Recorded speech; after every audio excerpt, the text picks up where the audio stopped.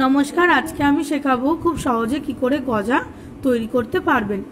এর জন্য প্রথমে ময়দাটাকে খুব ভালো করে চেলে নিতে হবে। ময়দা চালা হয়ে গেলে অন্যদিকে কড়াইতে জল দিয়ে, চিনি দিয়ে ও এলাচ গুঁড়ো দিয়ে একটা চিনির শিরা তৈরি করে নিতে হবে। অবশ্যই মনে রাখবেন চিনির শিরাটা যেন গাঢ় আর আঠালো হয়। চিনির শিরা তৈরি করা হয়ে গেলে অন্যদিকে আমি ময়াম দিয়ে ময়দাটাকে মেখে ছোট ছোট লেচি করে রেখেছি। এরপর আমি এটাকে লুচির আকারে বেলে নেব। অবশ্যই মনে রাখবেন যে বেলাটা যেন খুব পাতলা না হয়ে যায়, তবে হালকা পাতলা করে বেলবেন। রেসিপিটা খুবই ইজি আর করলে 10 মিনিটের মধ্যেই তৈরি হয়ে যাবে। আমি লুচির আকারে বেলে নিয়েছি পাতলা করে। এরপর আমি চাকু দিয়ে মাঝখানটা কেটে নেব।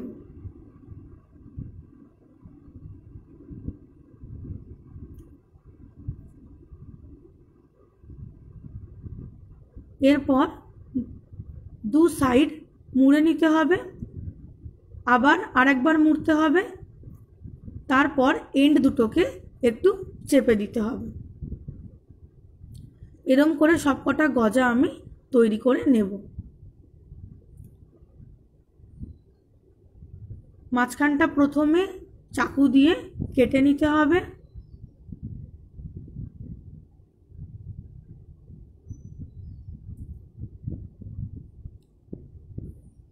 তারপর দু সাইড ফোল্ড করে নিয়ে আরেকবার ফোল্ড করে এন্ড দুটোকে চেপে দিতে হবে।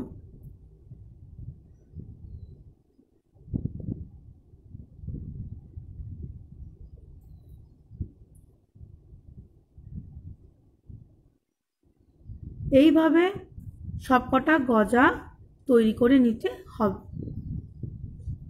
এরপর কড়াইতে তেল গরম করতে দিতে হবে। তেল গরম হয়ে যাওয়ার পরে একে একে সব গজাগুলোকে ছেড়ে দিতে হবে। হালকা লাল করে ভাজতে হবে।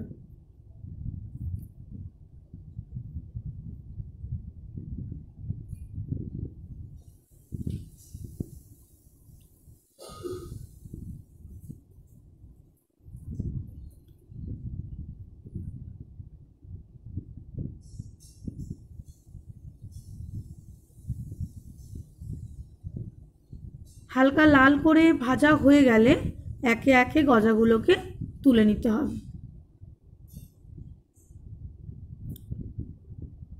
এইভাবে আমি সবকটা গজা ভেজে নেব।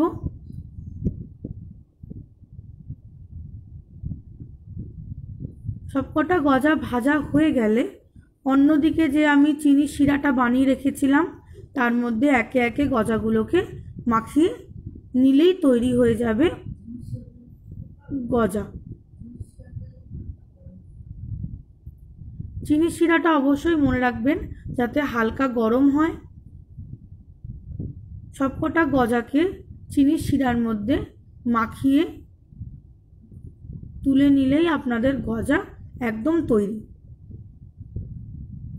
রেসিপিটা খুবই ইজি, বেশি ইনগ্রেডিয়েন্টসও লাগে না, খুব তাড়াতাড়ি তৈরি করতে পারবেন। বাচ্চাদের টিফিন দিতে পারবেন, বিকেলের খাবার হিসাবেও নিতে পারবেন। রেসিপিটা কেমন লাগলো আমাকে অবশ্যই জানাবেন।